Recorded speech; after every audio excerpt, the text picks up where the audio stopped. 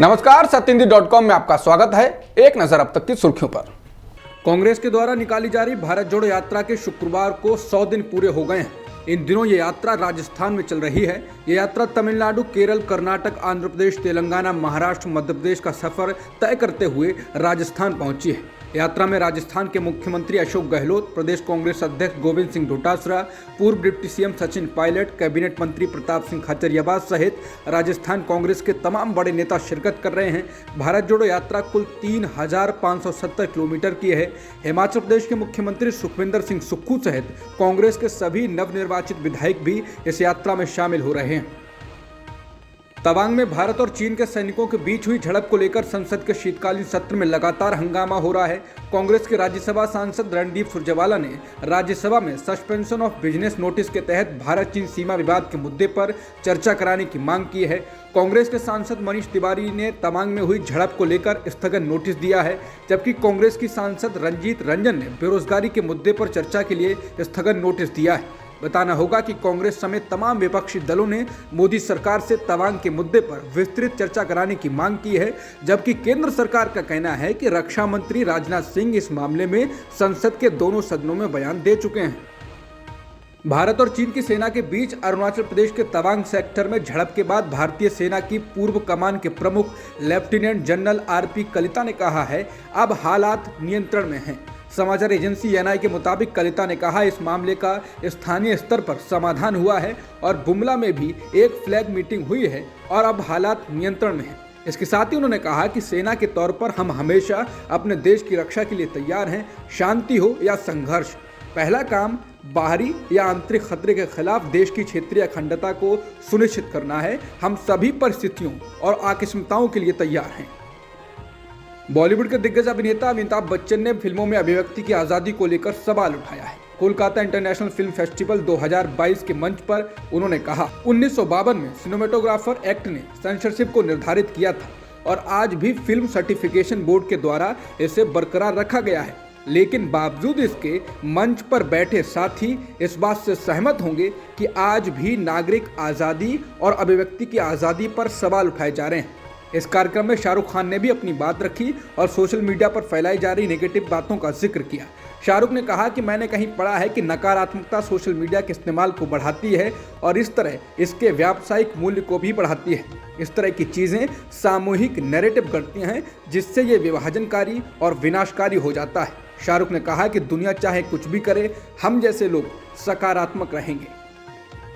मध्य प्रदेश के बाद अब महाराष्ट्र में भी भाजपा ने शाहरुख खान की फिल्म पठान पर आपत्ति जताई। महाराष्ट्र में बीजेपी के विधायक राम कदम ने ट्वीट कर कहा है, कई हिंदू संगठन और साधु संत इस फिल्म का विरोध कर रहे हैं, इसलिए फिल्म के निर्माता और निर्देशक साधु संतों से मिलकर सफाई दें। बीजेपी विधायक ने कहा कि पर यह निश्चित है, महाराष्ट्र की भूमि पर हिंदुत्व का अपमान करने वाली कोई भी फिल्म हो या सीरियल हो, वो चल नहीं पाएगी। जेएनयूधारी क्या जनेऊधारी विचारधारा को जानबूझकर आहत करने का क्या ये दुस्साहस है? मध्य प्रदेश के गृह मंत्री नरोत्तम मिश्रा ने भी फिल्म को लेकर चेतावनी दी है और दीपिका पादुकोण को टुकड़े टुकड़े गैंग से संबोधित कर चुके हैं। केंद्रीय आवास और शहरी मामलों के मंत्री हरदीप पुरी ने गुरुवार को लोकसभा में कहा कि वो वंचित और बेघर लोगों के आवासों को गिराए जाने के खिलाफ हैं और ऐसे मामलों से निपटने में मानवीयता का भाव होना चाहिए। कांग्रेस सांसद रवनीत सिंह बिट्टू द्वारा उनके जालंधर निर्वाचन क्षेत्र में घरों को तोड़ने पर उठाए गए एक प्रश्न के जवाब में पुरी ने कहा, वो इस मुद्दे पर उनसे सहमत हैं। उन्होंने कहा कि मैं सभी संबंधित लोगों से अपील करूंगा कि जिन लोगों को नुकसानदेह स्थितियों में रखा गया है, उन्हें राहत प्रदान की जानी चाहिए। मंत्री ने कहा कि पंजाब में जिन लोगों ने अपना घर खोया है, उनके मामले में देश के बाहर ऐसे लोग हैं जो मदद करने को तैयार हैं। मैं उस भावना का समर्थन करूंगा, चाहे किसी भी मौसम में या वर्ष के किसी भी वक्त, जब ये ठंड हो या ठंड ना हो, आपको उन लोगों के घरों को ध्वस्त करने का कोई अधिकार नहीं है।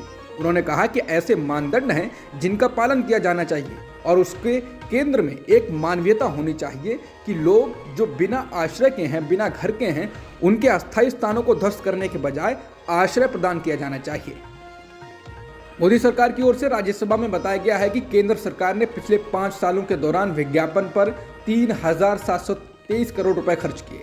राज्यसभा में सूचना एवं प्रसारण मंत्री अनुराग ठाकुर ने एक लिखित जवाब में इस बात की जानकारी दी। उन्होंने कहा कि पिछले 5 सालों के दौरान केंद्र सरकार का विज्ञापन और प्रचार पर खर्च नहीं बढ़ा है।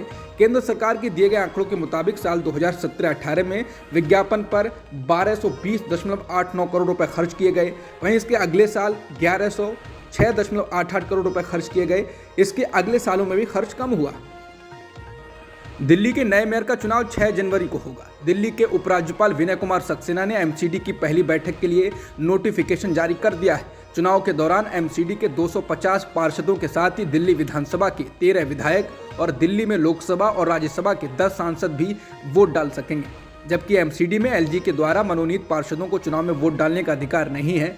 एमसीडी के चुनाव में आम आदमी पार्टी को 134, बीजेपी को 104 और कांग्रेस को 9 सीटों पर जीत मिली थी और 15 साल से एमसीडी की सत्ता में बैठी बीजेपी की विदाई हो गई थी। दिल्ली में हर साल मेयर और डिप्टी मेयर का चुनाव किया जाता है।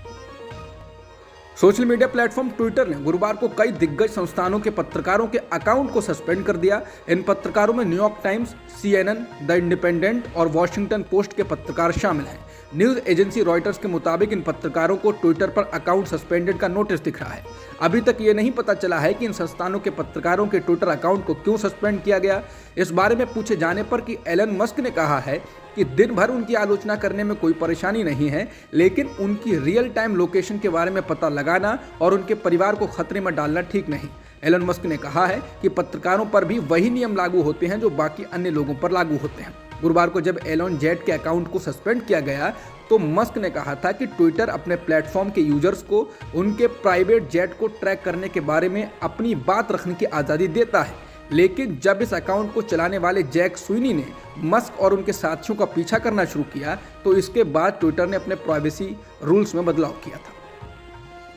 भारत और बांग्लादेश के बीच चल रहे सीरीज के पहले टेस्ट मैच में 404 रनों का पीछा करते हुए बांग्लादेश की टीम 150 रनों पर ही सिमट गई।